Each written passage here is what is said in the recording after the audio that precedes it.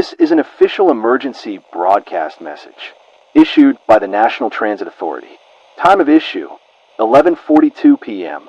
All citizens are advised, do not, under any circumstances, board train 12B tonight.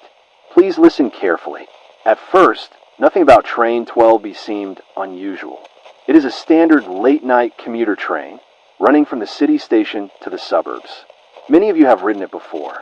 Cheap tickets, crowded cars, dim lights that always flicker between stops. You know it well. People in suits staring at their phones. College kids half asleep. The soft vibration of metal wheels in the dark. But tonight, the train is not the same.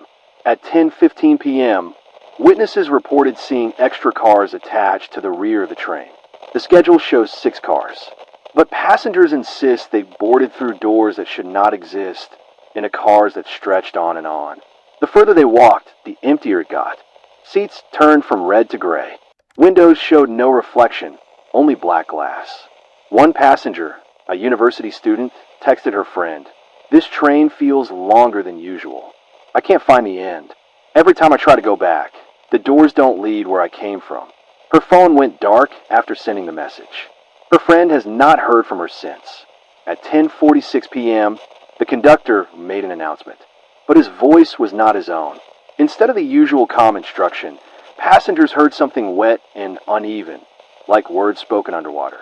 "Tickets have been collected," it said. "No one leaves until we arrive." But no destination was given. The train did not stop at the next station, or the next.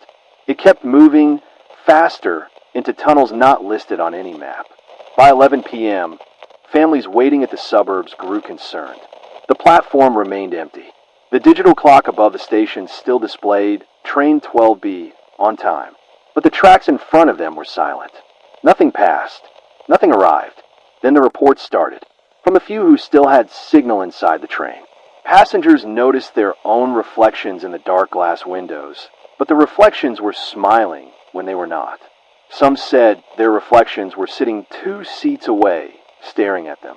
One man described it like this: "I looked up and I was already there, across the aisle, watching myself breathe."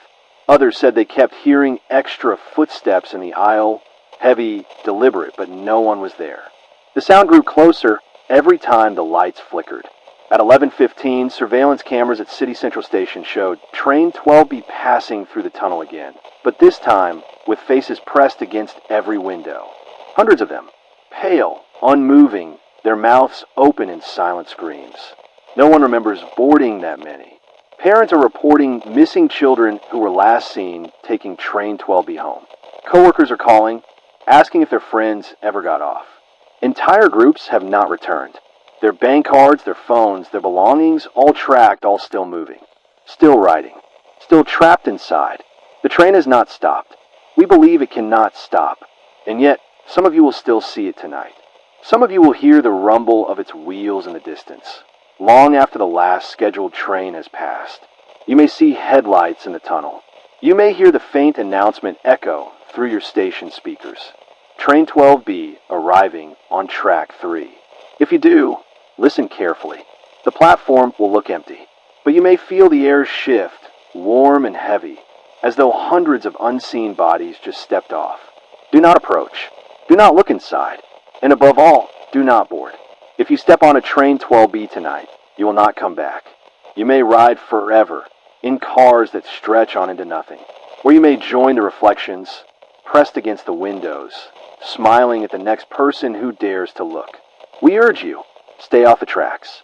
Stay away from the stations. Lock your doors and wait for morning. This concludes the broadcast.